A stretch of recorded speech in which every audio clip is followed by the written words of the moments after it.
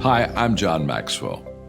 When the top companies in the world are looking for trainers, speakers, and coaches, there's one name that stands above the rest, and that's Maxwell Leadership.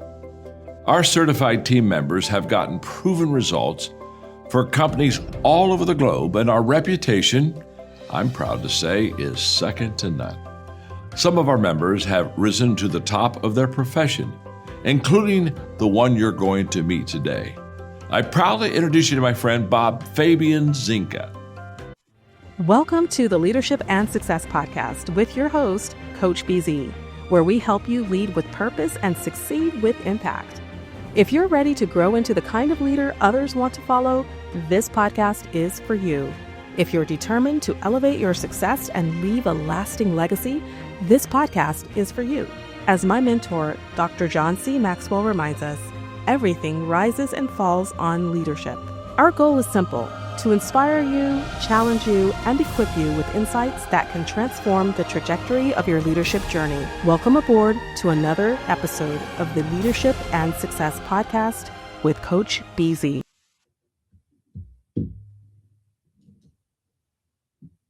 But then it came, I started seeing deployment orders for Iraq. What is that about? Why are we going to Iraq? What do they have to do with 9/11? And a lot of the young troops were coming to me and their families. Hey, Chief, I was the leader of the enlisted group, and so why are we going to Iraq? I had no answer for them, and I just couldn't live with the fact, we're following the orders of our leaders, our commander in chief. We're going to, guess what, as we are indoctrinated through our military lives, we're going to defend America. Okay, but I have not heard anything about Iraq attacking us. Why? I decided to retire because of the fact I just couldn't see myself sending young troops off the war in something I didn't believe in and didn't know why. Normally we know a true mission. It just bothered me, this thing about weapons of mass destruction. So what? We have plenty of weapons of mass destruction.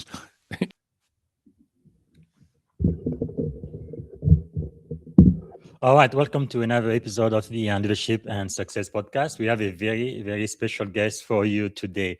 Before we get started, as is our tradition here, we're going to start with what we call moment of gratitude. This is where we take just a moment every single time that we meet, simply to be grateful.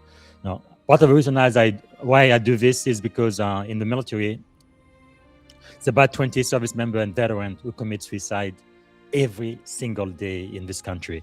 And we believe that it's not possible to be suicidal and be grateful at the very same time. So if you would maybe close your eyes and think about one thing that you are grateful for right now. And for me, since Juneteenth, almost every day, it's been really freedom. I am so grateful for freedom. We live in America, the home of the brave, the land of the free. But the truth, my friend, is freedom really is not free, is it?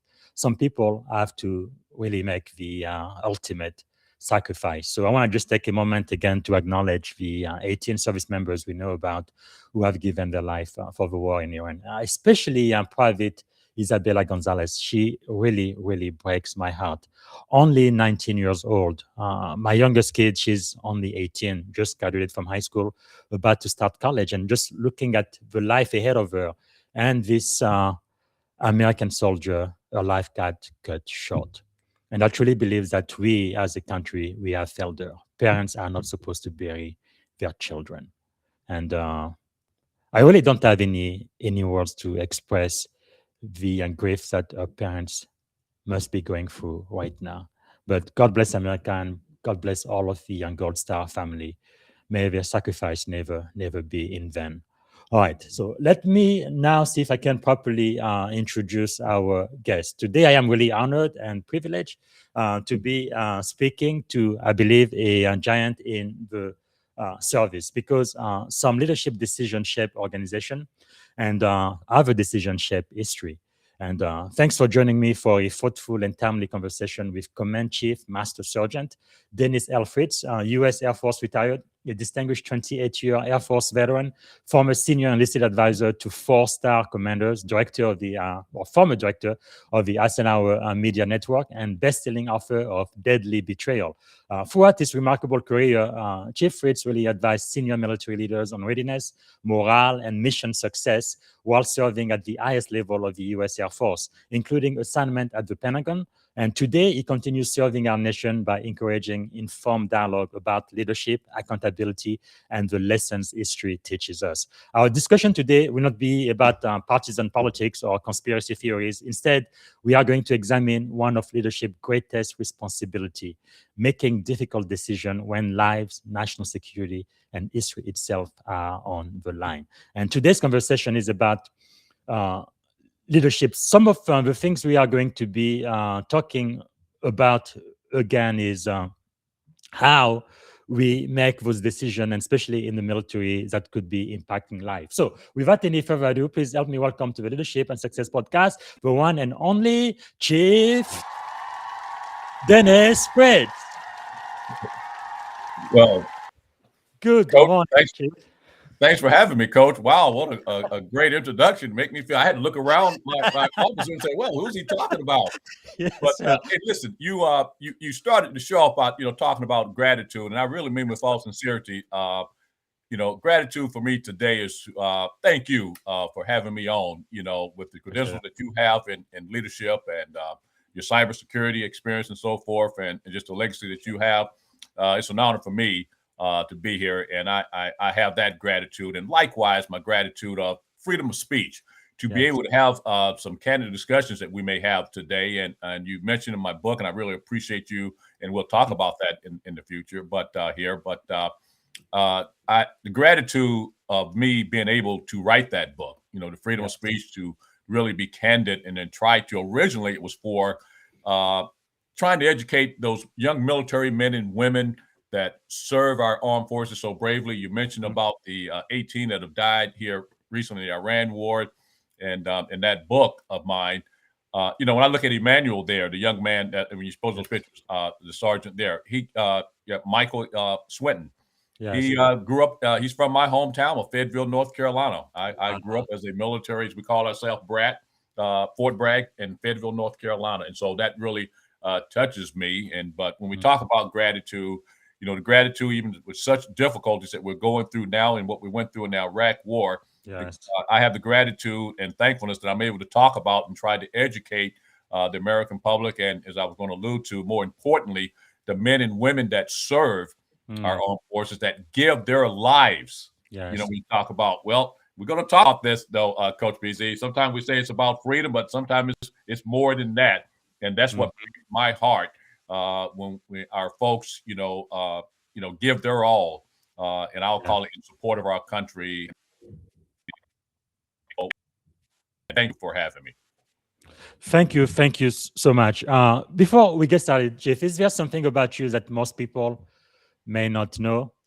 Well, this may be shocking to many, and even my wife, she talks about it, and she has to confirm it with others.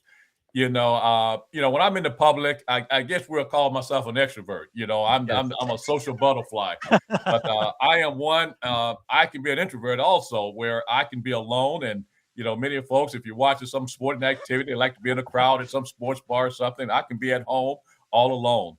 And so I guess I'm an extra introvert because of the fact I can be a social butterfly, but at the same time I can sit in a corner and be quiet, and that's shocking to many people. Yeah, I think many people who seem to be extrovert are actually introvert in reality. I might be one of those people too, but I can be extrovert when I need to. If I'm speaking in public or whatever, I will do what I need to do to get the message across. But yes, thank you so much for sharing that. Before we discuss your book, let's talk about the leader behind it. Right, looking back over nearly 3 decades in the Air Force, what leadership principle never changed regardless of rank? Well, I somewhat have my own principles. I lived my life, and as I came to the senior ranks and sharing my thoughts with audiences and so forth, I live on what we call caring leadership. That's a principle I always want to carry with me, is caring. You have to care about not only the people that work for you and with you, but you have to care for your leaders too. Sometimes we have to guide them. And so I've always lived the principle of caring leadership.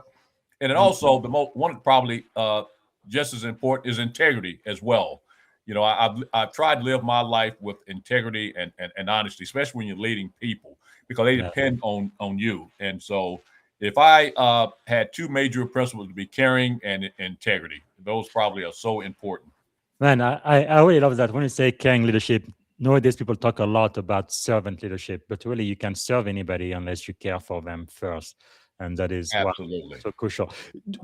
Why did you join the U.S. Air Force or just the military in general? Wow, what a great question, Coach. I tell you, and I just had this conversation with a former colleague yesterday. Now, this may surprise many. And one of the things, like I said, is about being candid and having integrity. I had no desire to join the military. Really? Yeah, and that's what shocks a lot of folks. I had no desire whatsoever. I grew up in a military town, as I stated earlier, Fort Bragg, North Carolina. Wow. Home of the 2nd Airborne Division, if you will. And so, I had no desire. I got to be quite frank with you. That was, it probably came about during the Vietnam War, where I saw my father go to Vietnam, and then I had cousins to go into the Army and to go into Vietnam. And I got to tell you, Coach, they didn't come back the same. I had a cousin that left, brilliant mind.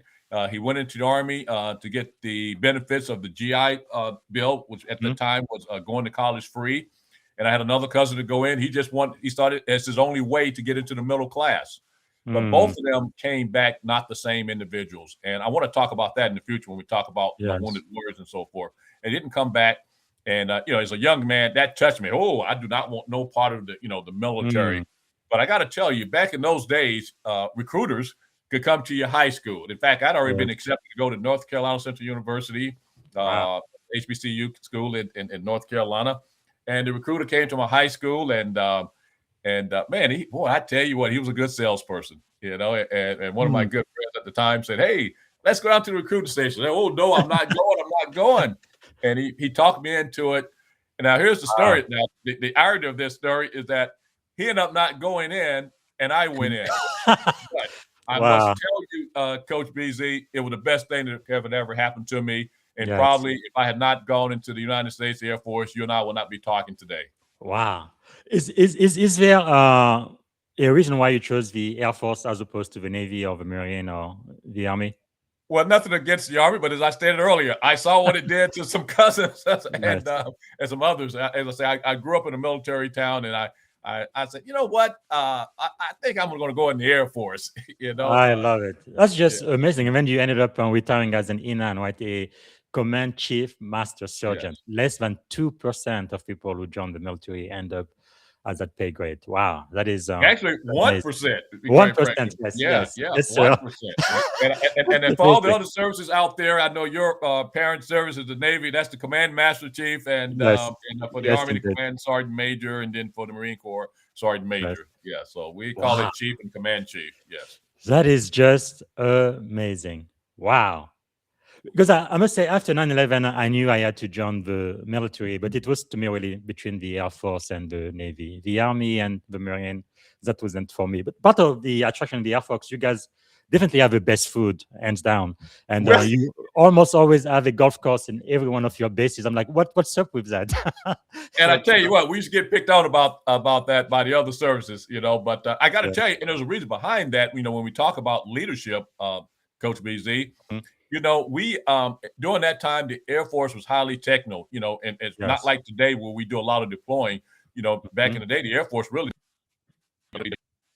lighter aircraft and the support teams, with them. But now, all that has changed and we all deploy. But the Air Force was highly techno. And as part of the leadership scheme to retain those that we kept into the Air Force, we kept them by way of bribing them with quality of life, as the Army would say chow hall and the Army and Marine would say chow hall. I don't know what the Navy called it, but we called them dining facility, and we had the best lodging. And of course, we're going to have the golf courses too. But so that was part of recruiting scheme and retaining scheme, because once we trained you in all that highly technical stuff, we wanted to make sure we kept you as well. So that was the reasoning behind our high quality of life. That's really amazing because my wife family is on the mama's side. They're from Carolina, North and South Carolina, and my father-in-law retired E5 Tech Sergeant, U.S. Air Force. Very, very proud of this service. Actually, my wife was a military bride, just like you, and she told herself she would never marry a military man. And I wasn't one when we got married, but after 9/11, I'm like, I have to join the fight. I just have to. So she gave me permission to do so. I'm so grateful for that. But wow, it's just amazing how life sometimes just ships out.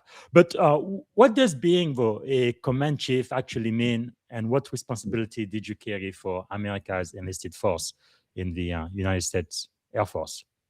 Well, Coach BC, I must tell you, it carries a lot of responsibilities, and what do I mean by that? You're actually, the senior enlisted leader of an installation, of a major command, if you will, for your audience who's not, affiliated or familiar with the military, a major command like Pacific Air Forces, which I was actually the senior advising command chief of Pacific Air Force. And what does that entail? That entails all our bases we have throughout the Pacific Indo region, whether it be Korea, Australia, if we had folks there, Japan. And so I was responsible. I was the senior leader of all those folks. And so it carried a great weight on my shoulder. I was their spokesperson to the senior leadership. And my job was to carry their message, if you will, back to the leadership. And oh, by the way, to provide answers to them of their concerns. And so it's a big burden, if you will. And not only that, I mean, you got to carry yourself very professionally because of the fact you also, believe it or not, you represent your commander to the civilian community as well, because we have to have great relationships with our civilian communities where our bases are. And so carries a lot of weight, a lot of responsibility. And I'm going to go back and hark back to my leadership. It takes a lot of caring leadership because the senior enlisted see you as their savior to the senior leadership to carry their message to the policymakers. That is really powerful. And how did serving as an advisor to multiple 4-star general, including the chairman of the Joint Chief of Staff, which is pretty amazing, how did that shape your understanding of leadership? Hey, I got to tell you, when you talk about history, though we won't dress accordingly because we were running from a car into the house there, you won't believe it or not, that was in Greenland. At the time, the installation we called, truly Greenland, if you will. And now that was my former boss, General Richard Myers, who went on to be the chairman of the Joint Chiefs of Staff. And as you know, Greenland has been in the news here lately. And and so when I was in Space Command, the base at the time was called Thule, Greenland. And and so Greenland was our responsibility. But I got to tell you, even the president of the United States, I mean, just being in the same room as them, I mean, what must that have been like? Well, I tell you what, it was a very learning experience, if you will. I was in the room, with the senior policy makers. Little boy from North Carolina. There you go. Listen, Coach, I got to tell you, I am one blessed and individual, if you will, to come from, like you said, a little kid from, North Carolina, to be able to travel and advise 4-star generals. As you saw, I just saw the photo you put up there.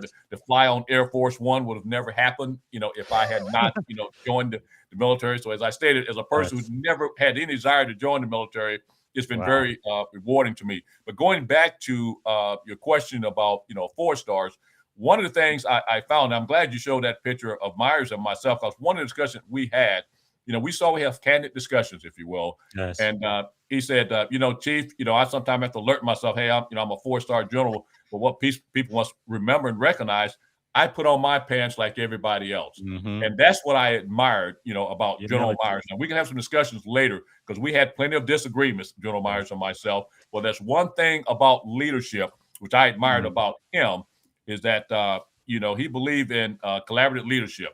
If it was a decision that was going to be made that impacted the enlisted personnel, he made sure I was in the room.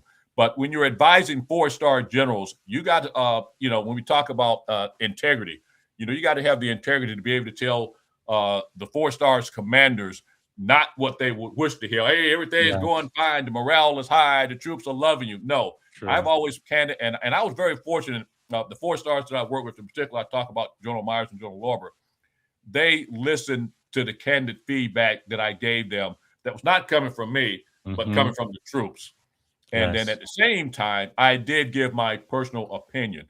But the thing I will leave you with, and something that, Myers had, mentioned to me, the 4-star generals, they put on their pants just like everybody else. And for me, a person that worked around them, they have the same emotions and everything. When we talk about leadership, Coach BZ, I had, a 4-star general to cry on my shoulder.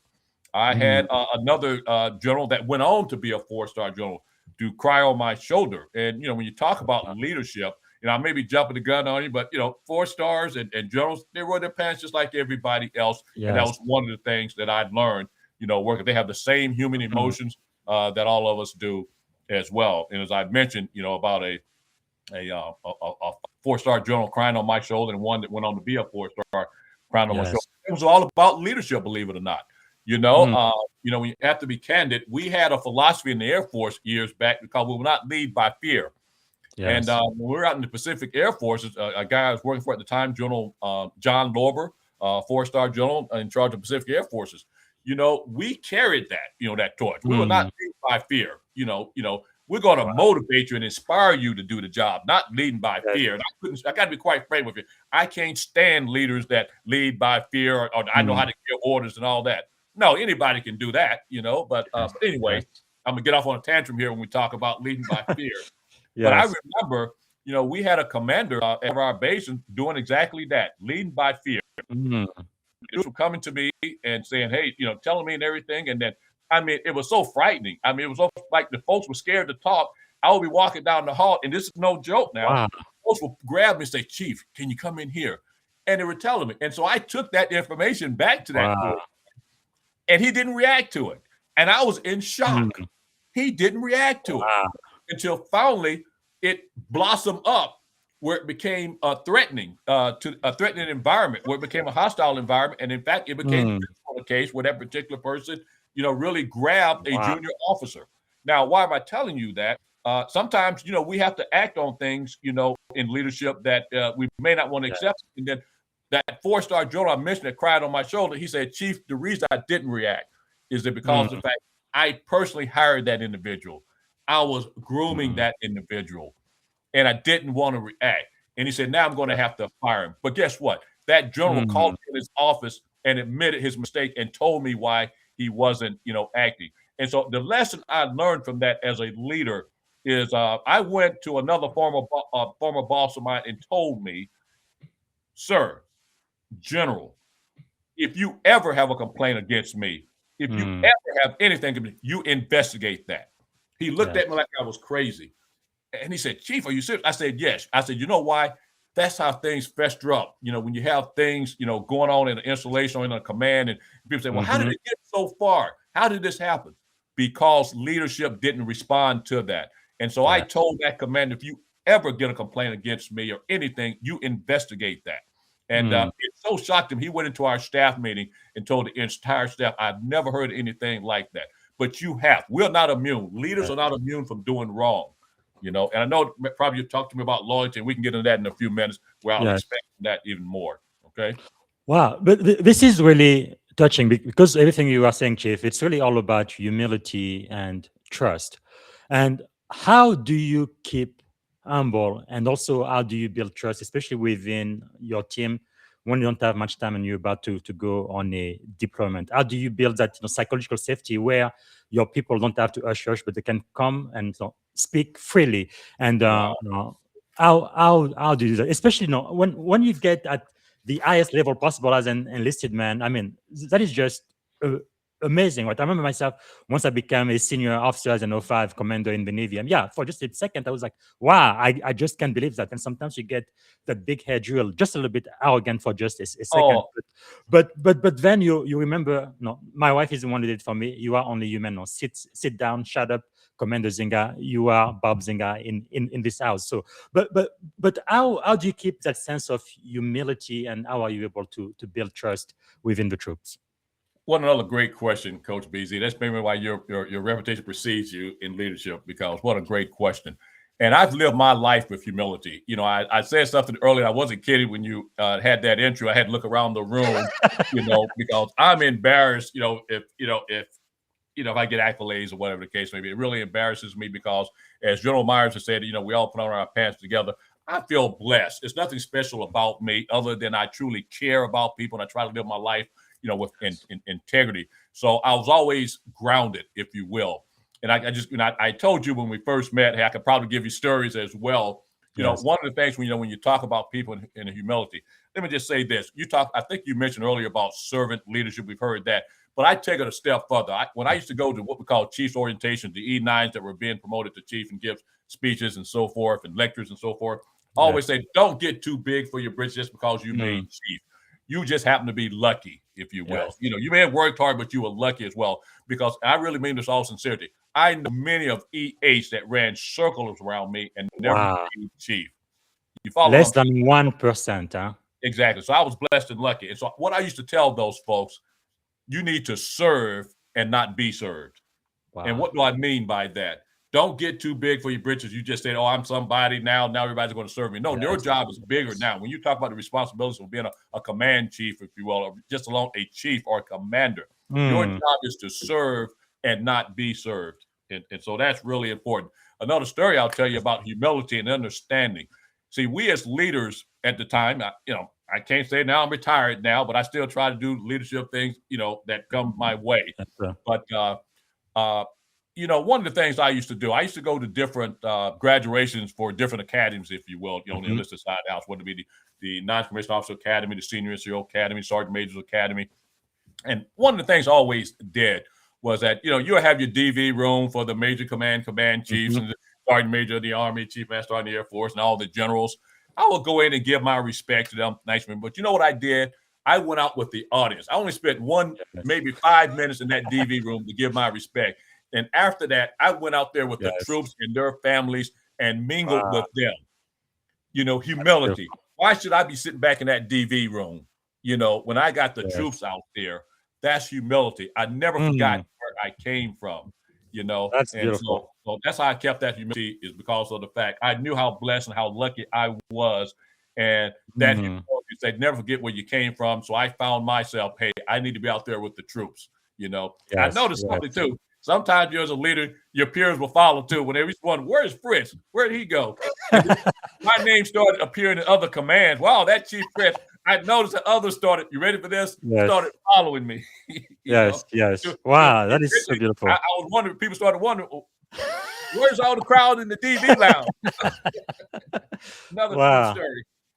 No, this is really a great testament to your legacy. I remember when I became a commanding officer in the Navy, I reached out to all of my mentors throughout the year, and one of them gave me one of the best advice. He says, especially he too used to be enlisted, and then he ended up becoming a captain in the Navy. But he told me, at least once a quarter, you need to spend time with E6 and below, the white hats. You need to know exactly what's going on the ground floor. Because when you are the CEO, you are sometimes in an ivory tower, far away from where reality is taking place, and you're making all of the decisions that's going to affect them. So you need to hear from themselves, without the chiefs, without the junior officer, just get it from them, what is happening. And that really changed everything when I was leading that command.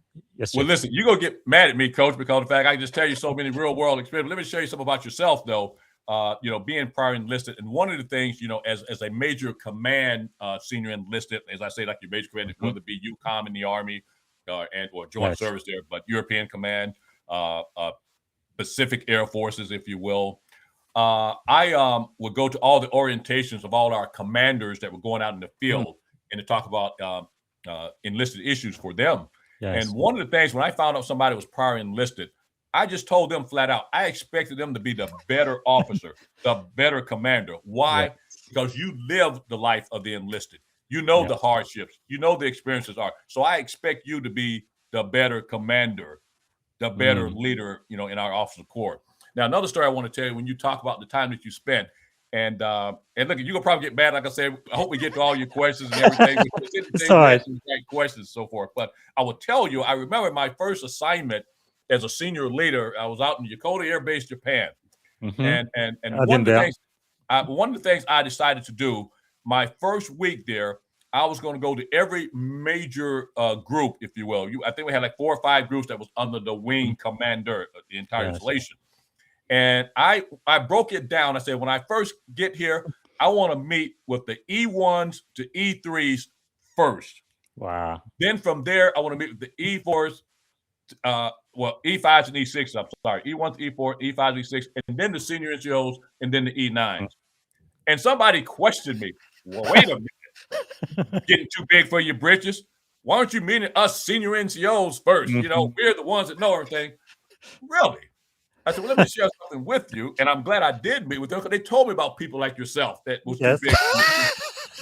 I said, the reason I met with them first, I wanted to know what the young people were thinking, you know, to help them out. And then, you know what else I did? The reason I met with the E5s and E6s, who were the primary supervisors and leaders of those E1s to E3s, I want those E5s and E6s to know what the E1s to the E4s were thinking and how you can help them. And then guess what I'm going to do next? And then I'm going to talk to those E7s and E8s and let them know what the E1s through the E6s are thinking.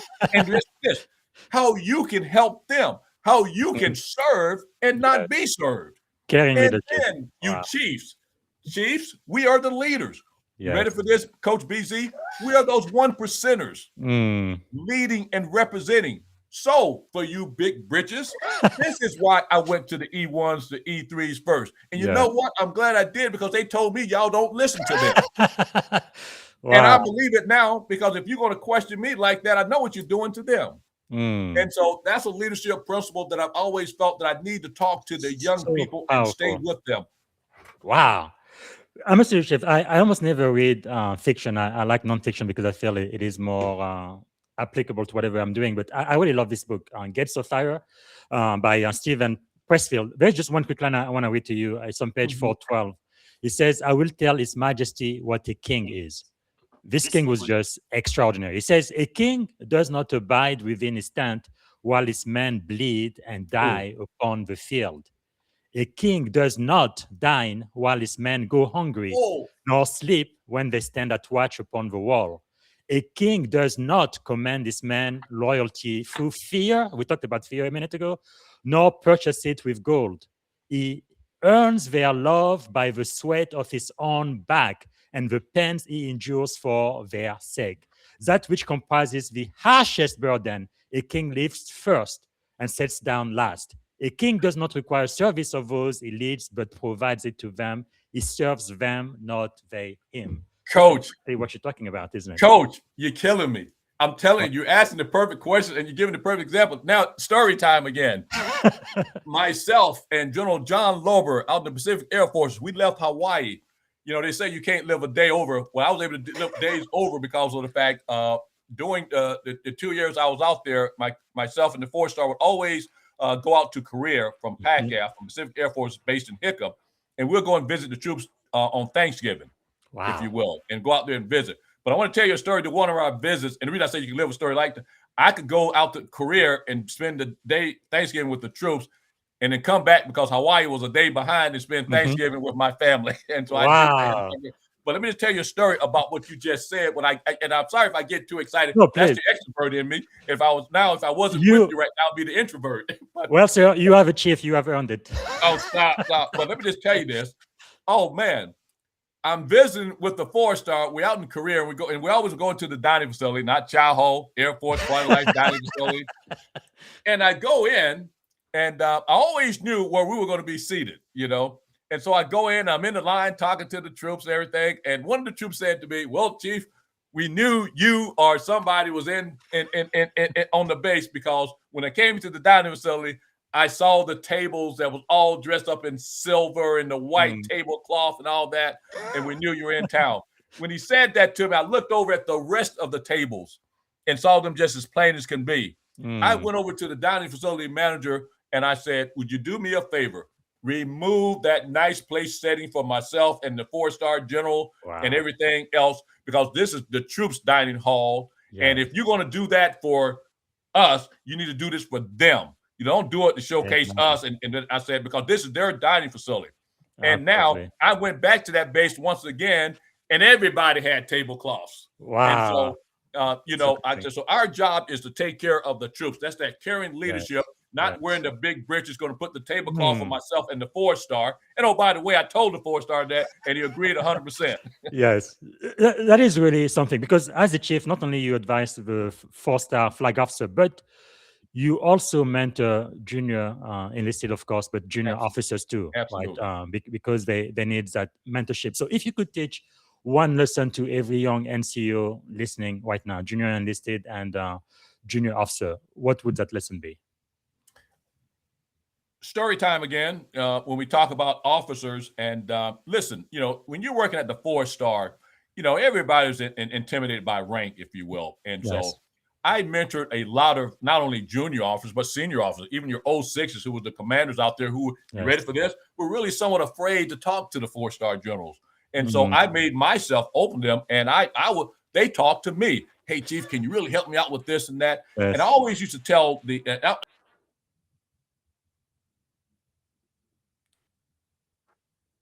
you have the respect and admiration of senior officers, don't abuse that. Mm. One of the privileges I had, it was not because of me or my rank or anything, but because of my duties. When I was out in the Pacific, believe it or not, I had priority over what we call C-12s and C-21 aircraft to get me from Yes. point A to point B, because it was important for me to be in certain places. So really in that particular situation, for aircraft, I outranked, some senior officers, if you will, because of the position I was in. But I never abused that privilege, and we had individuals who used to abuse that privilege. If I had a senior officer that was trying to get to point A to point B, and I had room, they were getting on that plane. Yes. Because I wanted them to be out there with the troops too, And you had some people to abuse it. And guess what? To you senior NCOs who may be listening to this one day, those junior officers, those senior officers are going to go on one day to be commanders and Yes. generals and admirals. And they're going to remember how you treated them. Or if you had some rank of authority and you got too big for your britches and you abused them because you had the ear of the 4-star or the general officer, they're going to remember that. So when you're a leader, that's why I say it's a lot of responsibility. You're setting the example not only for the enlisted, but for the officers Yes. as well. And so I used to spend many a time, as I did with the enlisted, the officers as well. And you don't know the impact you have, Coach BZ. There's an individual that I helped out, and I used to go visit the bases before the 4-stars and say, hey, hint, hint, here's what the boss is going to be looking at. You ready? And, you just think you're doing your job. I'm leading. Yes. I'm trying to help them be successful. Mm. This particular colonel went on to be a 4-star later on, the chief of staff of our services. And at that time, when we ran across each other again, I was running the Wounded Warrior program for the Air Force at Walter Reed here in Washington, D.C., and he came to visit the Wounded Warriors. And when he saw me, he came and hugged me, and he told the Chief Master of the Air Force at the time and all his staff, if it wasn't for this guy, Wow. I wouldn't be here right now, because he saved my, don't want to curse my mind, hey. Yes. Because he informed me I need to get this taken care of before this 4-star. He never got us about that. And so what I will tell NCOs, you're leading enlisted, but you're mentoring and leading officers as well.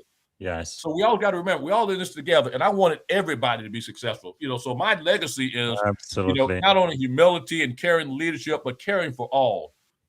Yes, absolutely. And for the junior officer listening right now, I'm telling you, you better listen to your chiefs, right? E7 through E9, you better listen to them. Because I feel like...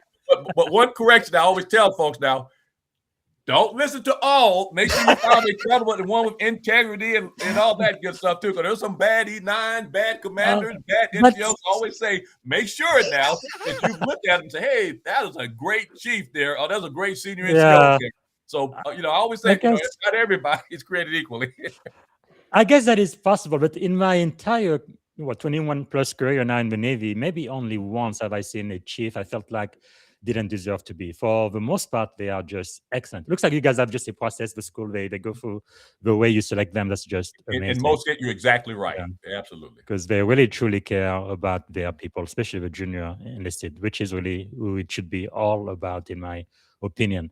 But before we talk about your best-selling book, Deadly Betrayal, there is a question we have received from a member of our live audience, and I would like for you to please answer. They say, how should military leaders handle situation where trust in the chain of command is low? Wow. And this is where, when I talk about carrying leadership, and I'll look at it again, how should military leaders handle situations when the chain of command is low, the morale and trusting is low? Listen, Coach BZ, and I always encourage people to have this. Man, I can tell you, it can be tiring, but I absolutely, and I got the witnesses to prove it and the medals to prove it, and so forth. I truly had an open door policy. I really mean it. And my door was so open that E1s and E2s had no problem of coming up to my office. Okay. And in order to have trust in the chain of command, you must have an open door policy. And here's a key word: you must be approachable. Yes. You must be approachable. And so for those who are experiencing that may be, just below the chain of command, you got to have the integrity and courage. You hear that about leadership, and courage to be able to go to that chain of command and say, listen, whether it be a first sergeant of a unit or a junior officer or whatever, and say, yes, the troops, they're having problems in trusting our leadership. What are we going to do about it? That's when you have some type of commander's call or some type of leadership call. yes. If you truly care about the troops, and you're not wearing those big britches, you only care about yourself, and you're leading by fear. So what leads troops to lose trust in leadership is that there's no communication. Yes. There's no so-called open door policy.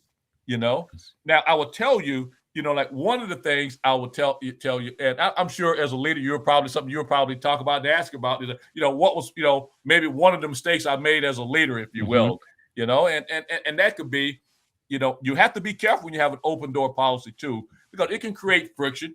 Some of the subordinate commands will come to me and say, Chief, why is everybody coming to you? I'm their commander. I'm their senior NCO, whatever the case may be.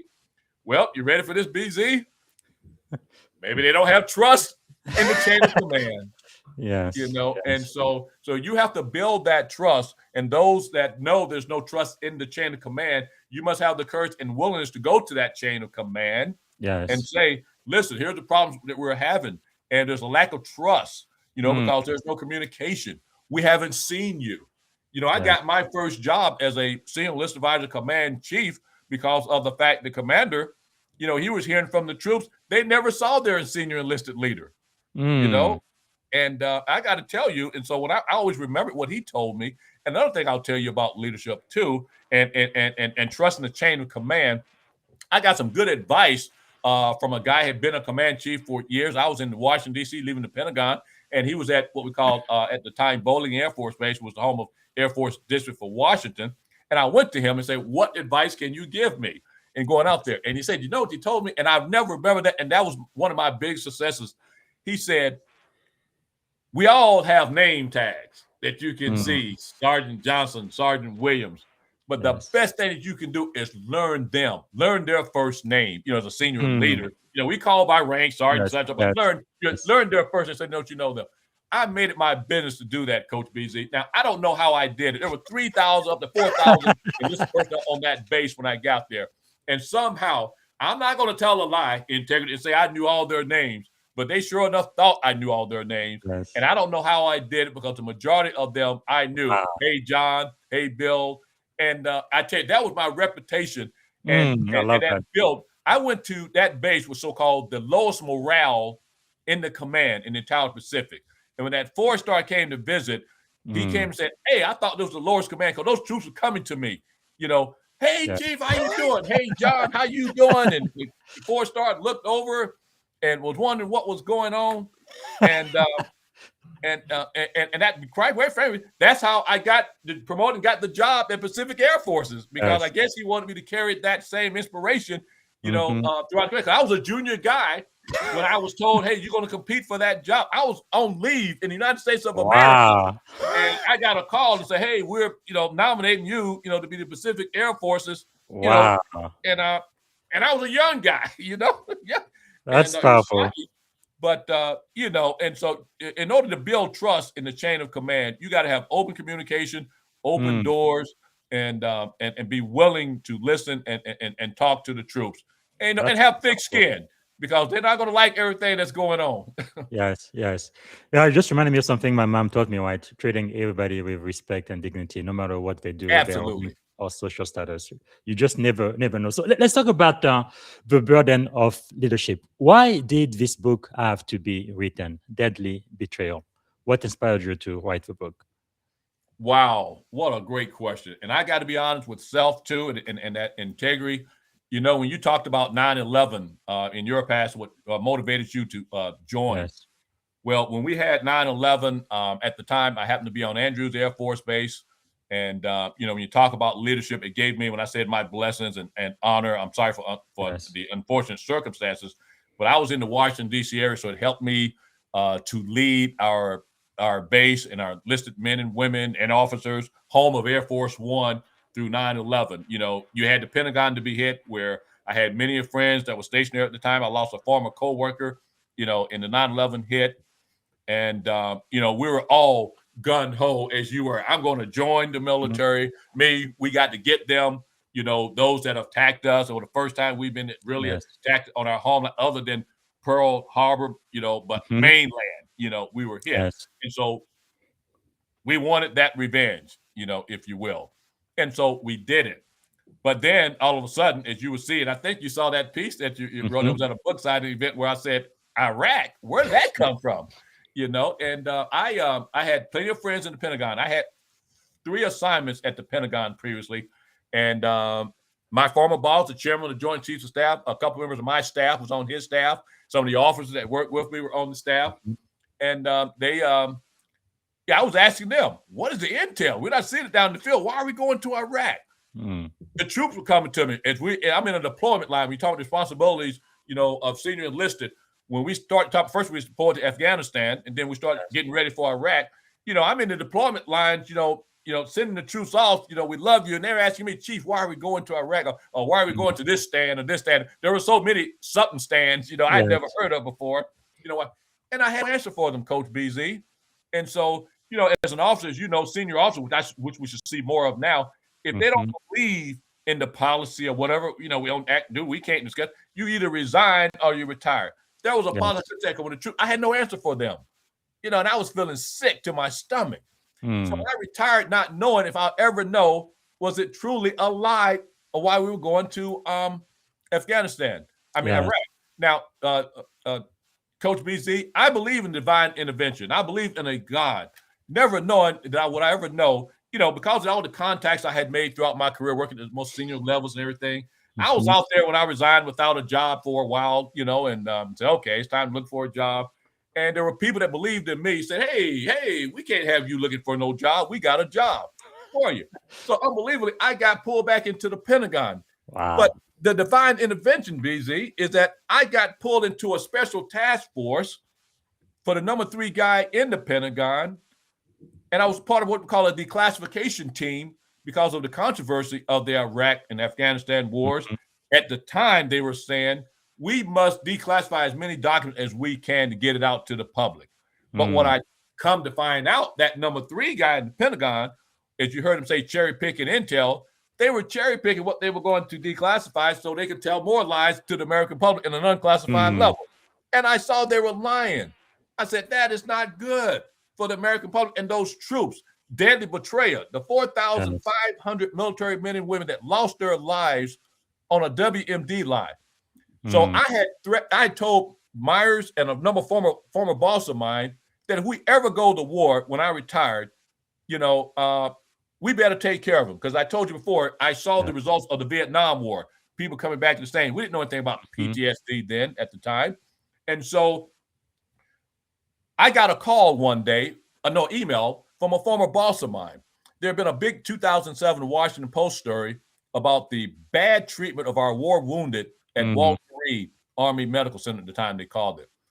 And when I saw somebody called me and said, Chief, we know you care about people. Look what's happening at Walter Reed. Wow. We were bringing wounded soldiers and airmen and sailors, even Coast Guard and Marines, and putting them in molded rooms, if you will. Wounded warriors. And I went up in the ceiling going crazy. I said, well, I'm going big for my britches. I know the chairman of the Joint Chiefs of Staff. I'm going there and marching and say, oh, relax, Chief. They're going to take care of it. Mm-hmm. So I get a call and say, hey, we want you to go over and take care of our war wounded, at Walter Reed. And I did as a contract to take care of our war wounded. But the thing, and I think you'll probably allude to this in my book, I talk about before I got over there, I saw a group. We used to have what we call, I forgot what the name of it, but once a month we would have war wounded from Walter Reed and Bethesda at the time, Naval Hospital for you, Bethesda Naval Hospital at the time. Now they combined Walter Reed and Bethesda, called it Walter Reed National Military Medical Center at Bethesda, because the Army and the Navy were fighting over the name of it. Yes. And they tried to go to what we call joint medicine. But anyway, with that said, I would see once a month we would bring the war wounded from Bethesda and Walter Reed over to the Pentagon to meet the senior leadership, and man, it broke my heart. I saw, people with burnt faces from IEDs. A young man that was 19, speaking of a 19-year-old that we just lost as well in the Iran war area, that had lost both legs. And here I thought, I'm in a room full of history of how these wars started, declassified, and these troops don't know why. Yes. They were wounded. They don't know why their comrades were killed. It broke my heart that we sent them on a mission on a lie. And I said, man, I may get in trouble. Some people may get mad at me, but I'm in a room full of history that know the truth of why we went to war. And I must let our troops know by way of writing a book, as this lying number 3 guy in the Pentagon was writing a book to justify the war based on lies. I'm going to do it for the troops. So when I first got into this crusade, it was for the troops. And you'll notice in the book, I did it for a reason, being a former enlisted guy. We could use my attention span. I didn't write a 300-page book. I told the publisher I want it to be 200 pages or less, if you will. And I'm going to do it in plain language so people understand, because the troops were telling me, I don't understand how I got in this war. That's above my pay grade. And so that's why I wrote the book, because I wanted them to know how foreign policy worked and how politics play into us, going to war. And you ready for this, Coach BZ? On the backs of our military men and women. They're the ones that suffer with death, with injuries for life, and their families. And that's why I wrote the book. Well, that is really. I have a copy of a book here. I just wanted to read the dedication right here at the beginning. Man, it is really touching. Well, while I am doing this, because I think there may be a little bit of parallel with what's happening now with the war of Iran, which you alluded to, right? Because you are describing seeing wounded service member, and right now from the Iran war, they say more than 400. Actually, the number might be much more than that. The 400 that we know about, who have been wounded, but they don't really fully understand why they had gone to war. How did that experience affect you personally? Listen, not only those that are fighting the wars and their families should know why we're sending them to war, but the American public and the world need to know. And as I stated, you probably alluded to, I put something in the chapter. Unfortunately, our military men and women are used as pawns in these foreign policy schemes.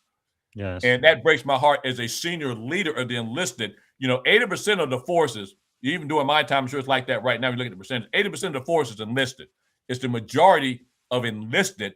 When you hear about the wounds and the killings, I think we had, in this particular case, the latest, you had one junior officer and the rest were enlisted. You don't hear about a lot of senior officers and general officers get killed. That's news if you get one of them killed. So it's the majority of our junior folks that are getting killed. And shame on me if I don't speak out and share the information, educate people and their families of how we get into these wars. And you were alluding to something. It ties into what's going on with Iran right now. We really don't know the reasons why they keep saying it's about, nuclear weapons. Well, Iran does not have nuclear weapons. Okay. We had to learn the hard way that Saddam did not have weapons of mass destruction. And so the thing that drives me, Coach BZ, is that we're using our military men and women as pawns. They are human beings. See how you would touch when you talked about the young 19-year-old that was killed. Well, think about this. Responsibility we have to families. That is somebody's daughter. Yes. That is somebody's sister. And my own daughter is only 18 years old. Think about that. It's crazy. Yeah. And when I look at my life and this crusade I'm on, I look at as a leader, the thing that drove me also when I talk about the young people when I was a senior leader in the military, and I went and talked to the E1s and E4s first, somebody's son or daughter, mother or father in some cases, sister or brother, or husband or wife, I owe that to them. We owe that as senior leaders, junior leaders, to take care of the men and women. And so now my trade is to be outspoken to our members of Congress, if you will. I want to tell you another story, and I know, like I told you, I said you'll probably regret having me on because we'll probably go past time. When you talk about courage and so forth, you know, when I was at Walter Reed, I was in charge for the Air Force, all the wounded warriors. I went on to be the contract program manager for the entire DoD program. Wow. I possibly could not have made it that far because I could have been fired down at the Air Force level. When a member of Congress used to come over to Walter Reed to visit a wounded warrior, they used to come out there and say, before they left, and say, thank you for their service. When they would walk out that room, Coach BZ, I would tell them, Congressman such and such or Congresswoman such and such, do not thank them for their service. Maybe you can thank me for my service, but you thank them for their sacrifice. Because that young man or woman will never walk again. That young man or woman will never get that armor back again. Or if they had died and they're consoling the wife or the parents, they would never have their son or daughter back again. You know, well, that's why I feel so strongly about this. And I got to tell you, I never got fired. You know, some member of Congress could have had those big bridges and went back into the Air Force leadership and say, hey, this guy, you know, is challenging me. And what I would tell them, I will say, if we ever get ready to go to war again, you better make sure you think about what you just saw here. You better make sure you know the facts. Now, why do I tell you this? In that book, Deadly Betrayal, I warn, can it happen again? The first thing I say in that book, can it happen in Iran? Remember, I said I wrote this book 10 years ago, got it published in 2024. Look where we are now. Look at our Congress now, and we're allowing it to happen again. Going back to the original question, no strategy. We don't know why, other than we say, hey, it's weapons of mass destruction. Well, now it's not about weapons of mass destruction. It's opened up because we didn't have no strategy. We didn't have leadership thinking.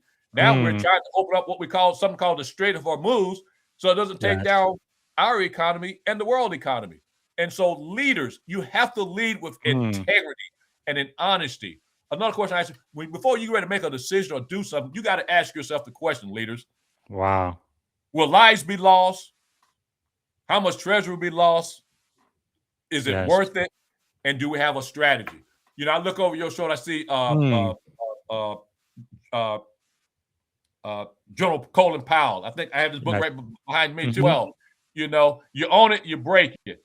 You get in, get out. You have a strategy so that you don't get bogged down as we did in Iraq. And, you know, someone have said in Iraq, it was the most foreign policy blunder ever.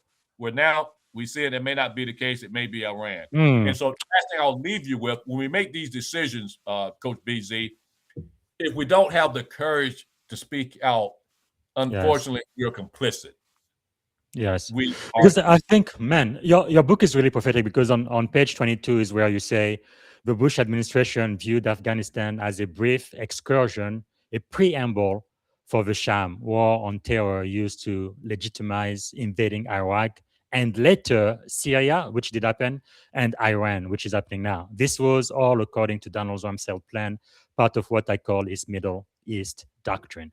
So that is just amazing. Now, the other thing that really touched me in your book really was right before the forward, right? You actually say I guess it's the dedication. And just like you talked about, you say this book is dedicated to the men and women of our armed forces who fight the unjust wars perpetrated by our politicians. Thank you for your sacrifice. May God bless us and forgive our government of its sin. That is really, really powerful. What personal risk did you consider before publishing a book like that? I figured I would lose former friends. You know what I said, former friends. I figured I would lose leaders that who I had mentored and who had mentored me because of the fact they didn't have the guts to speak out. I thought maybe I would be legitimatized because of the fact, hey, I'm speaking something nobody ever spoke before. You know, you never heard in the past about Israel leading us in some of these wars. Nobody would talk about it. And I felt I had to talk about it because that was the reason why we went to Iraq. And as you stated in the book, Iraq, and then Syria, and then now Iran. People say, I predicted that. No, I didn't predict it. I saw the playbook. I saw the Rumsfeld doctrine that's still being executed, with Iran being the final phase. And so, did I lose some friends? Yes. But when we talk about leadership again, I want to share something with you. One friend I didn't lose was General Richard Myers, who was the chairman of the Joint Chiefs of Staff, who was the chairman. And I told him, now, being a part of leadership, you got to be able to have honesty and integrity. I went to him and told him I was going to write this book. Why? Because in some ways he's complicit, because he was the chairman of the Joint Chiefs of Staff during the Hyder War, the most senior military officer in our military. And so I owed that to him, that I was going to write a book of my disagreement with the war. And at first he was a little caught. We had breakfast. He was caught off guard. I said, hey, you want to write a blurb in it? He said, nope. But then later he called me and say, hey, how's the book coming along? Do you want me to write a blurb? Can you imagine? Now, what he wrote in that blurb, but he's being a leader. He understood me. And he told me that. He said, Chief, I understand how you operate. I've been around you for almost 30 years. I'm not surprised you're going to write this book. And what he said, wink, wink. I've known Dennis for many of years, and I've always heard. He said, though I don't agree with all it, I didn't expect him to agree with me, because we disagreed on the war. I didn't want us to go, and I knew it was a lie, and we should have never went. But it shows his leadership, and you ready for this? Caring leader, that I'm going to put myself out there, but at the same time, he's going to say, I don't fully agree with, but I support that man. Yes. And actually, it was on chapter 8 that you wrote to, right? General Richard Myers, a man of conviction. That is so wonderful to see in our senior leader. Now, for a lot of people listening right now, many times I think we tend to struggle, right, with balancing loyalty and honesty.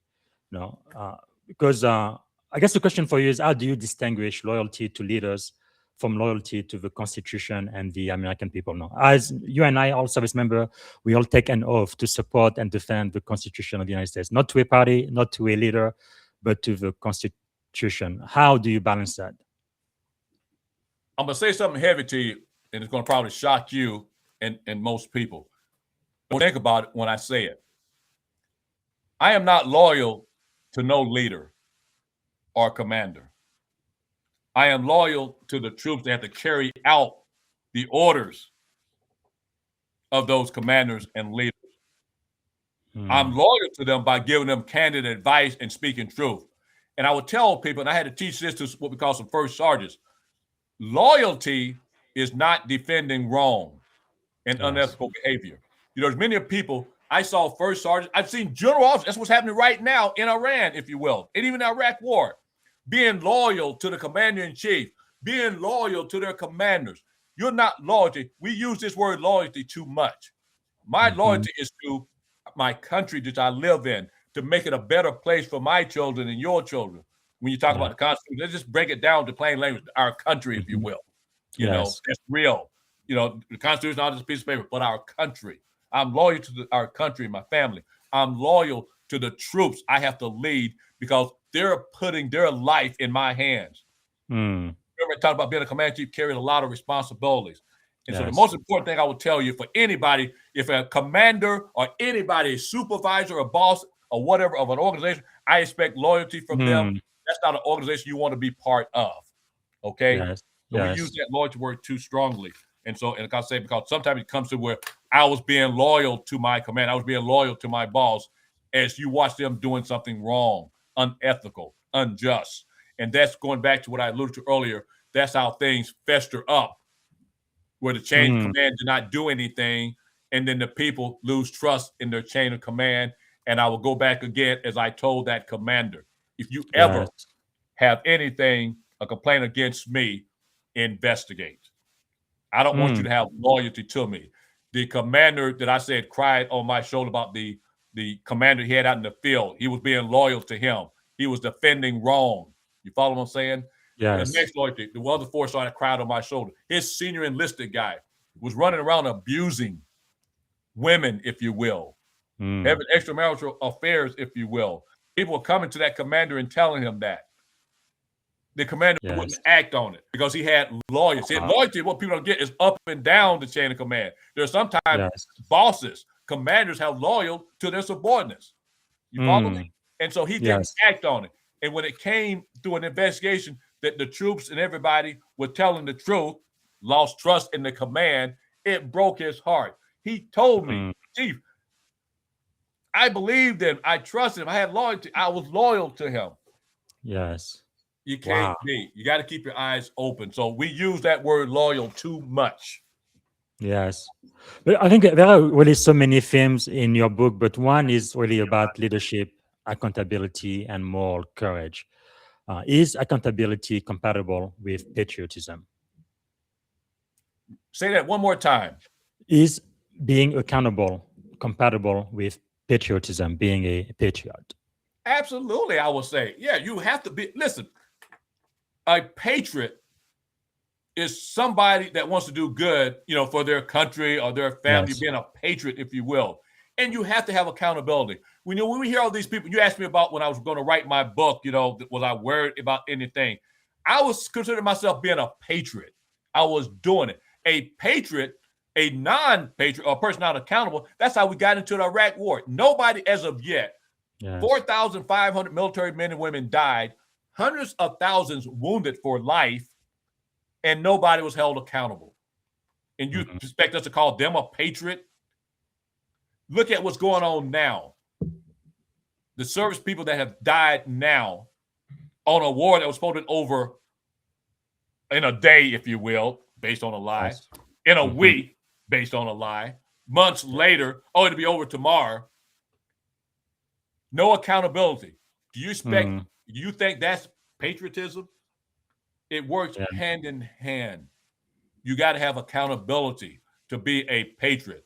Accountability. Yes. I'm willing to accept because I know I'm standing on integrity when I'm speaking out. So I'm willing to accept anything that comes my way, going back to the original questions you asked. Yes. But I'm speaking on integrity. I'm speaking on, you ready for this? Patriotism. And I'm speaking on loyalty to the troops Yes. who fight these wars, being used as pawns in foreign policy blunders. Yeah, and again, the book is Deadly Betrayal. I think everybody needs to read that book. It's definitely going to challenge your thinking. I know we are out of time, but if I can ask just two more questions. This is Please. so. Thank you, sir. So important, especially based on what we are going through right now. I guess another question I would have for you, Chief, is looking at today's strategic environment, what enduring leadership lesson from the Iraq War remain relevant regardless of political administration, especially in light of what's happening in Iran right now? Leadership lesson from our war in Iraq. It goes back to something we talked about earlier: integrity, being ethical, being moral. When you look at the lessons learned, unfortunately and sadly, we didn't learn from the Iraq War. Yes. I have this saying I use now, Coach BZ. Some of you have heard it before. Fool us once, shame on them. President Bush said that. Going into Iraq. Mm-hmm. Fool us twice, shame on us. Yes. History is repeating itself. And in that book, Deadly Betrayal, I alluded to earlier, I asked the question, can it happen again? And unfortunately, it's happening again. And sadly, there will be no accountability again.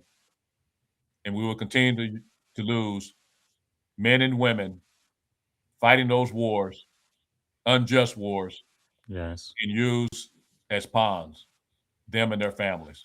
And how sad and how shameful. And as you mentioned in the book, forgive us for our sins for allowing it to happen. Wow. Because another important question, and it mirrors what one of the live audience is thinking. Colin says, I have seen situations where leaders inherit rules, processes, or systems that include practices or templates designed to produce unethical or harmful outcome. When those practices could negatively affect other people's well-being, what is the most effective way for a leader to refuse participation while minimizing potential professional consequences? I think this question is very similar to the one I was going to ask you next. And I know we need to end this podcast soon, but one of the question I had for you was about the junior officer who might be on active duty right now, right? And how should they balance executing the mission and kind of ethical leadership and moral courage? How do you see that? Coach BZ, you talked about courage, and I got to tell you, I mean, being a leader and doing the right thing, it takes a lot of courage. I mean, Yes. listen, let me tell you something. It took a lot of courage for me to retire. Okay, for the reason I was retired, it took a lot. But in some ways, I felt, am I leaving the troops behind? But at the same time, I got to put myself in a position where I'm allowed to talk outside of that service. You follow? Yes. And so I had the courage. But at the same time, when you see things, as I stated earlier, I'm going to give you two more examples, two stories. I offered to quit 2 command chief jobs because I would not sell the policies of commanders. You know, my job not only I represent the Corps, but you sell the policies of the commanders. And I told a commander something he was going to do that was impacting the enlisted folks that was put together by his officer corps in the groups. And I said, I can't sell that. I said, I will lose all integrity with the troops when I know this is not right. Yes. So I was willing to lose that job and have to move my family, you know, because of the fact, you know, but I could look myself in the mirror and say, there was another big DOD policy. I refused to go out and say certain things they want me to say. I said, I may say I can't imagine this happening, but I'm not going to go out there and say that because I'm not a professional in that area, and I'm not the person to say that. I don't know if it's true or not. So not everybody can do it. Yes. You know, and I got to tell you now, I've been blessed and lucky. You know, I've had commanders. Like I said, when I talk about Myers, you know, there may be many people that disagree with him on the war and being the chairman. I disagree with them. Yes. Okay. But he allowed me to speak my mind. Wow. So in some ways, I was lucky too, because I can think of a number of jobs I could have been fired for. As I mentioned, the Wounded Warrior Program.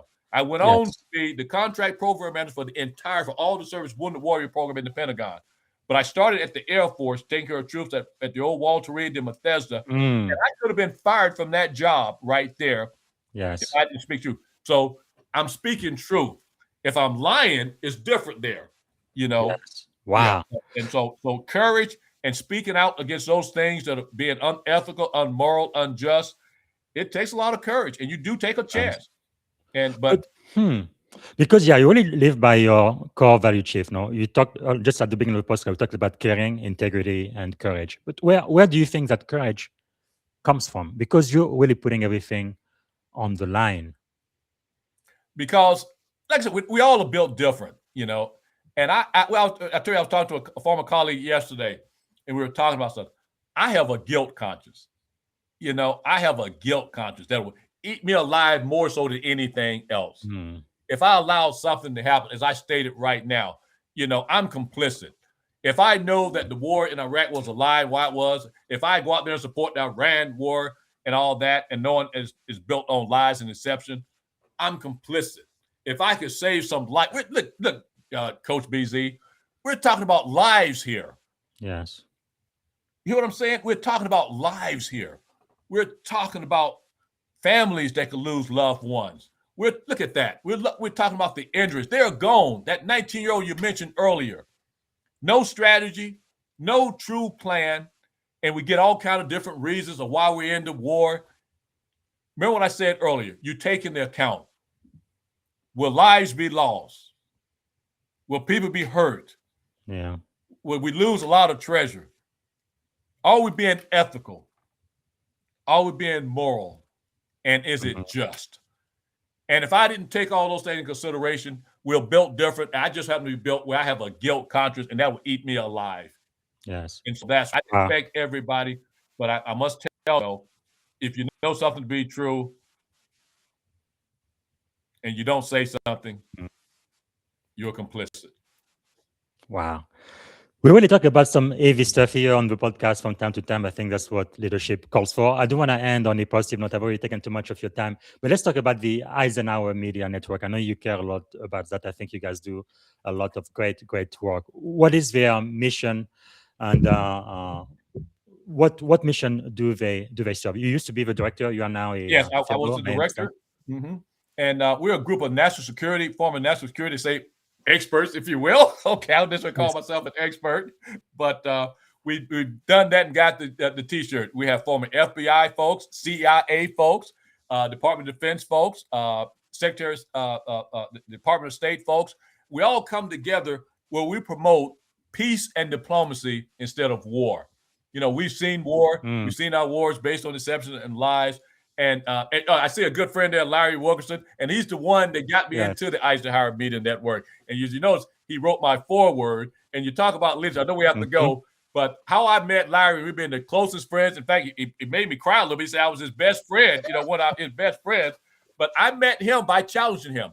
He was the first Bush administration. He was the chief of staff to Colin Powell. He was the first Bush administration to come out and say, hey, we blew this. This war was based on lies. I reached out to him, not knowing he was at William & Mary University and George Washington University. I reached out to him and emailed and introduced who I was. And I said, I appreciate you coming out and telling the truth, but I want to invite you over to Walter Reed to see the result of that war. And I introduced him to the most severely wounded folks you ever, a guy that lost both legs and an arm.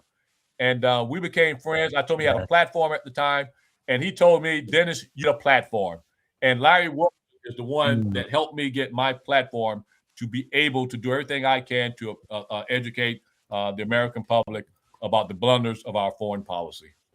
And so that's what the network does. We've come together as former national security folks to talk about, peace and diplomacy instead of war. Yes, and actually, Colonel Larry Wilkerson also retired, I think, from the U.S. Army, Yes. which is pretty impressive. Now, there is someone. Let me see if I can get their name. They say Dennis Fritz is one of the most honest and best leader I have ever had the honor to work with. That's Martin Del Rio. Oh my gosh! I know what a great leader. Yeah. All right, we do need to end the show. I've already taken too much of your time. Thank you so much for being with us. Now, if I can just take a couple more minutes just to end really quickly, I wanted to ask you to answer this question really quickly, right? Like a lightning round. What is one of the most influential leader you've ever served with? Well, believe it or not, I've mentioned his name a couple of times because he put on his bridges like all of us, and that was General Myers, because of the fact he believed in collaborative leadership. I had my issues with him on certain things, but collaborative leadership, and he's part of the reason I'm here today. I don't think he has written a memoir yet. As he that's when I say he's a soldier. He won't write anything controversial. He did write one, but it was more diplomatic, if you will. Okay, so I need to find that book and read it. And what is the best leadership book you've ever read? Well, I don't know if I would call it a leadership book, but if I remember, it was Stephen Covey's the 7 Great Habits or something like that of people. And I highly successful people, and that's what helped me out in my leadership skills. And it was something, I hit me early on. I love it. Go ahead. I know you got the quick rounds. Now, as you recommended this book, War is a Racket. Why should we read that one? I tell you what, BZ, you're so good. Thanks for saying that. War is a Racket. It talks about, and when I use on the backs of our military men and women, that book, and he talked about that in 1939. Unfortunately, all the wars that we've been in have been about imperialism and resources. Unfortunately, taking the resources of others. And General Spendley Butler, a 2-star general at the time, wrote and said all the wars that he led was about taking resources from other countries and imperialism, and unfortunately, our capitalist society. So everybody should read that book, especially in the military. War is a Racket. It's not about, unfortunately, the defense of our country and all that. It's about war is a Racket, resources. Yeah, I know we do have a great defense industrial complex here. We make a lot of money when we go to war. that might be a motivation too. But what is one of the biggest lessons you've ever learned in life, in leadership, just in general? It was a lesson that I learned, from a former boss of mine. I was good at, because of the fact my open door policy of people coming and talk to me. And I had this other saying I want to leave you with. You may give me an opportunity to say the 3 sayings I have, but I'll mention one right now. I had people that would come to me all the time with issues and problems. And my lesson learned was I always take those issues and problems to the commander with no solutions. So if you got a problem and some issues, you taking it to your bosses, the leadership, have solutions to help them solve those problems. And that was a lesson learned from me. I thought I was somebody. I'm bringing all these issues. I'm bringing all these problems to the commander, but with no solutions. So always have a solution. Absolutely. When I was a commanding officer, I always loved the people who came to me with at least 2 or 3 courses of action and allowing me to make a decision. But yes, so powerful. So as we end, I want to end on, I believe, 3 core values that really define you. One of them is caring. Can you define caring for us? Well, I call it caring leadership. And that is meaning, and you ready for this? We talk about loyal being too strong, whatever, but that's being loyal to your subordinates, caring about them. Both on the job and off the job, caring about their families. More importantly, Coach BZ, wanting them to be successful before me. My rewards and my promotions were based on people caring for me because I care for them. 2 quick stories. I know you got to go, but 2 quick stories. When I got ready to retire, when I made that decision to retire, and I told Myers why I was doing it, because I said I didn't support this war, and I felt bad. Remember about courage, how we reacted. His aide came to me during my retirement ceremony, which Myers, even though he knew why, he still presided over my retirement ceremony. Now, with that said, his aide came to me and said, "Chief, don't worry. The general understands. He knows you. You're doing it out of integrity." Now, when you talk about caring, that's caring. You've actually mentioned the last 2 I was going to mention. One is integrity, one is courage. So just go ahead and define so I don't need to mention integrity anymore. Yeah. When we talk about caring, one quick story. When I got ready to retire and nearby, a young E5 came to me and said, "Chief, do you want me to do a letter of recommendation for you?" I started laughing. I said, "Huh?" He said, "Chief, no, I'm serious." He said, "Chief, you don't understand. Everybody always asks for the bosses and commanders and all that for a letter of recommendation." He said, "I want to do one for you. There's others because of the fact you are our leader." What better recommendation hearing from people that serve? Man, that brought tears to my eyes, BZ. Still does. And then the other thing I'll leave with you. When I retired, my first job out was an E8 who served under me, who became a vice president of a company. He reached out to me and said, "Chief, I don't want you looking for a job. I already talked to my president. I got you." Caring leadership. You care for the people. They're going to care for you and take care of you. And it was young subordinates that got me started in my civilian life. That's just amazing. Okay, as we come to an end, what can we do to add value back to you, Chief? Well, what do you mean? What add value back to me?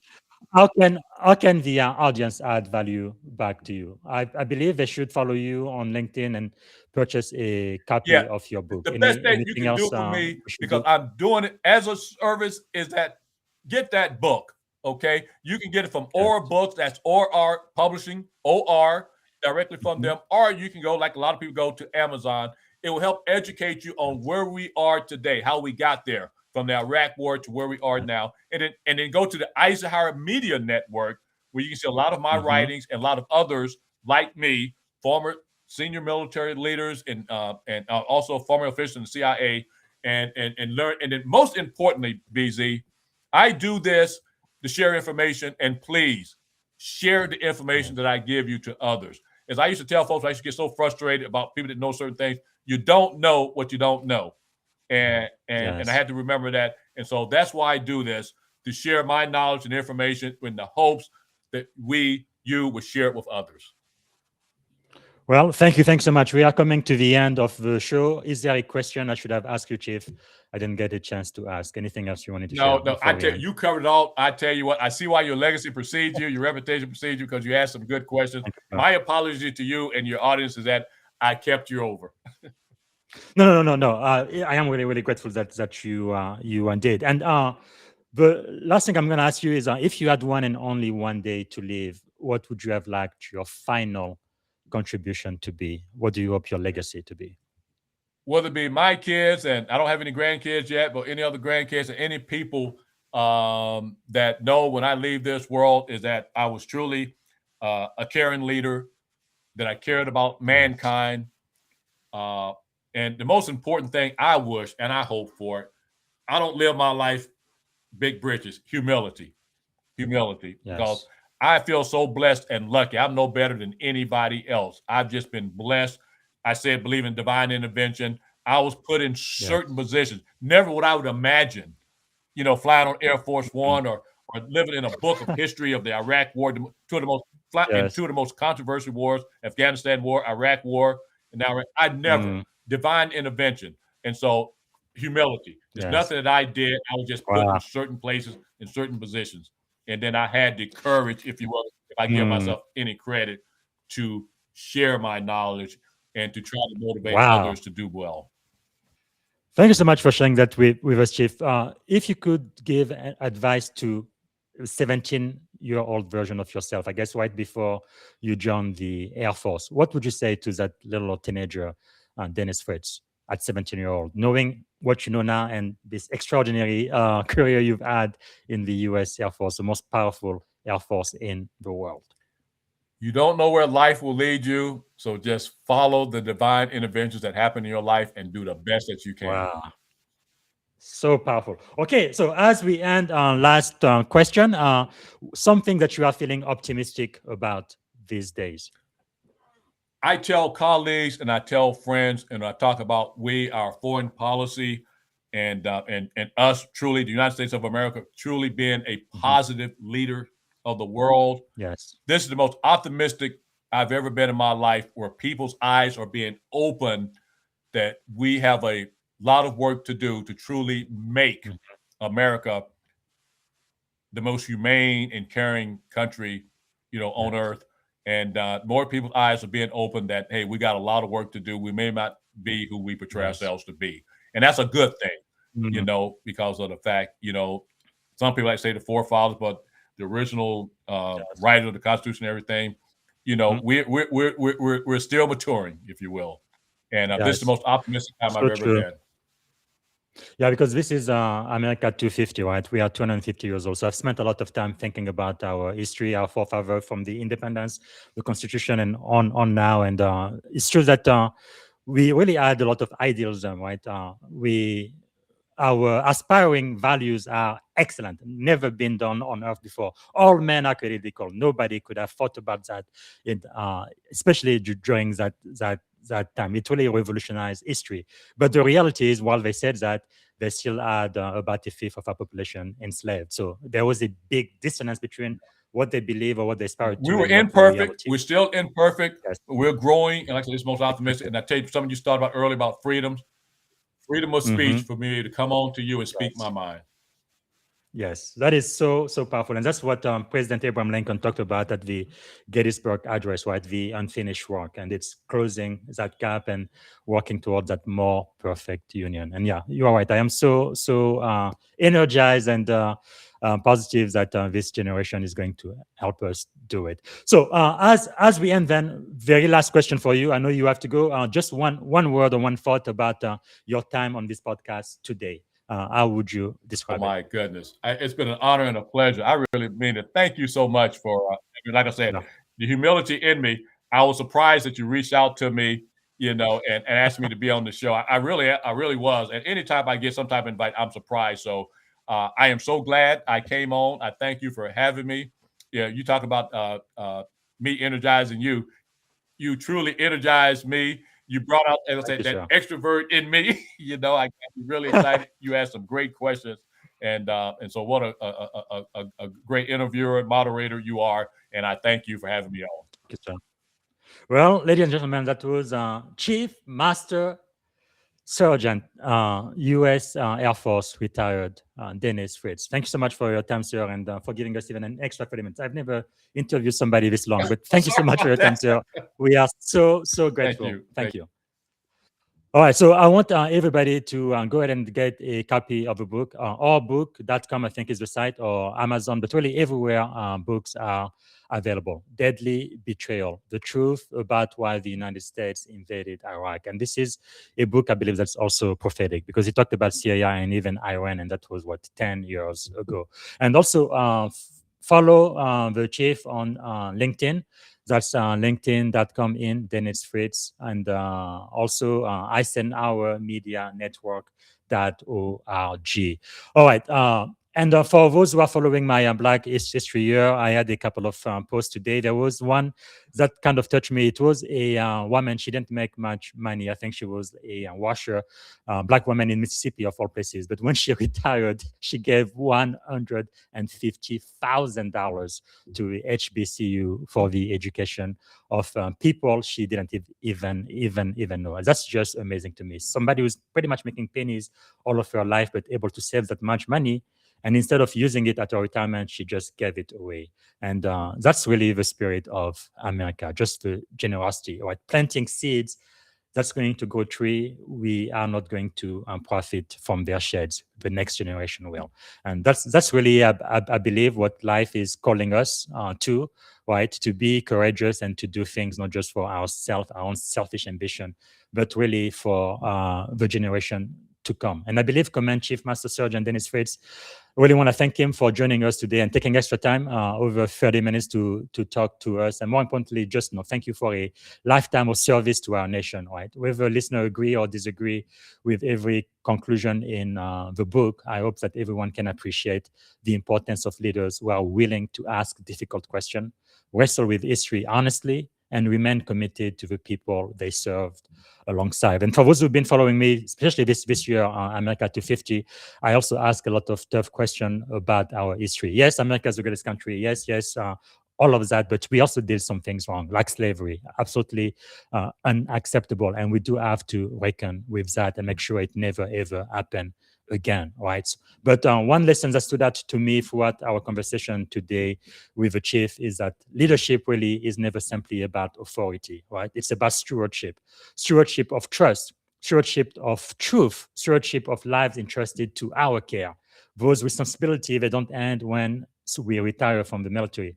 I've been in the Navy for 21 years now. I believe my days are numbered. I will be retiring sometimes this year or early next year, but even when I retire, right? When we leave our corner office, we still need to leave our institution, I believe, in a better way than we found them. So in many ways, I think they become even more important because our experience can help prepare the next generation to lead with greater wisdom and greater humility. The chief told you one of his greatest joy was to have people working for him who at times even outrank him and even do better and greater things than he did. And I think that's really what leadership and stewardship is all about. I have mentees myself right now. One of them was just selected to become a commander. So now he's exactly the same rank as I am. And that is beautiful to see. And maybe he's going to end up being a captain or even an admiral. And that is what we should see. The next generation should do so much better than we did because I do stand on the shoulder of giants, right? There was a time in this country where a Black man could not be a naval officer, absolutely forbidden by law. And because of the Golden 13, you can see their book right up there on my shelf next to Michelle Obama and General Powell. Because of them, I am a senior officer in the U.S. Navy today. So I owe a lot to those who came before me.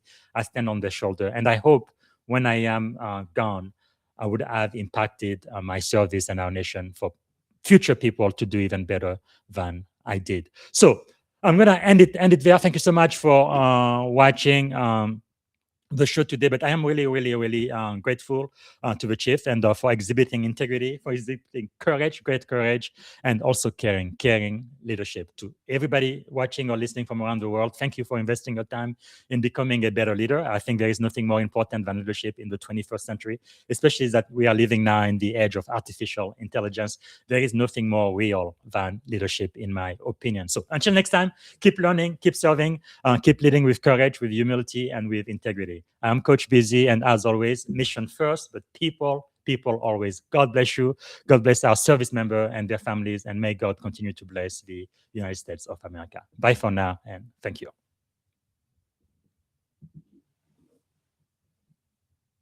Oh, freedom. Oh.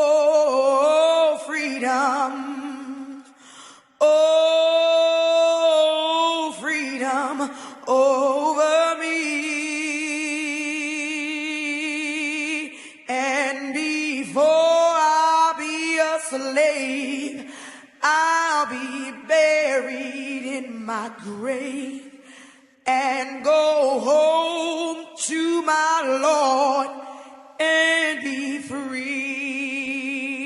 Oh, freedom. Thank you for tuning in to the Leadership and Success Podcast with your host, Coach BZ. If today's episode added value to your leadership journey, be sure to subscribe, share, and join us again for more wisdom nuggets on how to lead better and achieve greater success. Remember, leadership is the most critical skill of our time. The world will always need leaders to inspire others, drive innovation, and execute meaningful strategy. So why not count yourself among the bold leaders shaping the 21st century? Until next time, stay inspired, stay committed, and keep leading with excellence.